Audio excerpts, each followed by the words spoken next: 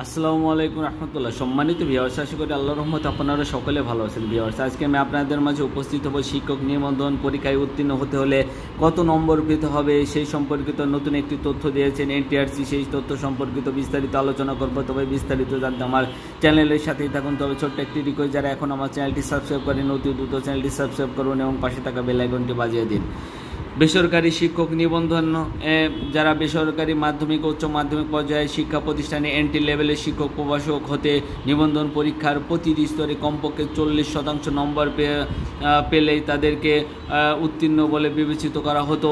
কিন্তু প্রিলিমিনারি ও রিটেন ও ভাই আলাদা আলাদা 40%-এর কম নাম্বার পাওয়া কোনো প্রার্থী শিক্ষক নিয়োগের মেধা তালিকা অন্তর্ভুক্ত হওয়ার সুযোগ নেই। বেসরকারি শিক্ষক নিবন্ধন ও প্রত্যয়ন কর্তৃপক্ষ এনটিআরসি সূত্রে সেটা জানিয়েছেন।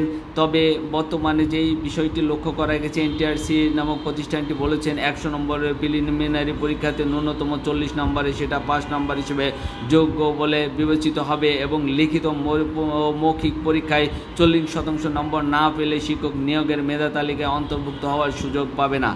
এখন 18তম শিক্ষক নিবন্ধন পরীক্ষার খাতা মূল্যায়ন চলতেছে।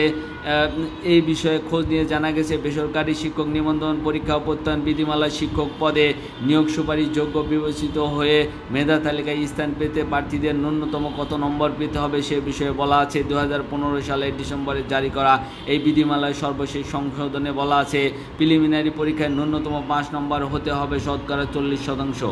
কিন্তু এই প্রতিযোগিতামূলক এই পরীক্ষার লিখিত মৌখিক অংশের নির্ধারিত কোনো 5 নম্বর নেই। নির্ধারিত 5 নম্বর না থাকলে শিক্ষক পদে নিয়োগের আবেদন করার জন্য যোগ্য বিবেচিত হয়ে জাতীয় মেধা তালিকায় স্থান করে নিতে প্রার্থীকে লিখিত মৌখিক পরীক্ষায় কমপক্ষে 40% নম্বর পেতে হবে।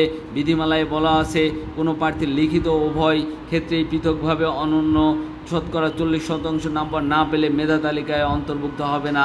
বিধিমালা অনুসারে উত্তীর্ণ প্রার্থীদের মেধাভিত্তিক মূল তালিকা ছাড়া শূন্য পদের সংখ্যার শতকরা 20% প্রার্থীর সমন্বয়ে অপেক্ষমান তালিকা প্রণয়ন করা যাবে।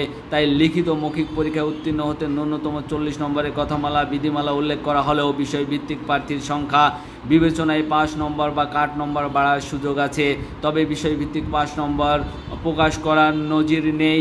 তবে এখানে একটি বিষয় লক্ষ্য করা গেছে, 40 নম্বর এই যে যারা লিখিত এবং মৌখিক পরীক্ষায় অন্তর্ভুক্ত হবেন তাদের ক্ষেত্রে এই সকল প্রার্থীদেরকে উত্তীর্ণ বলে বিবেচনা করা হবে সেটাও এখনও নিশ্চিত নয়, কারণ প্রার্থীর উপরে বিবেচনা করেই এখানে 5 নম্বর এবং কাট নম্বর বিবেচনা করা হবে।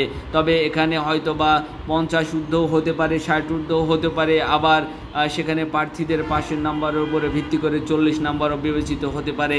সেটা নিয়ে এখনও শঙ্কা রয়েছে। তবে যতক্ষণ পর্যন্ত 18তম শিক্ষক নিবন্ধনের ফল প্রকাশিত না হচ্ছে লিখিত, ততক্ষণ পর্যন্ত কোনো পরিষ্কারভাবে কোনো কিছু বলা যাচ্ছে না।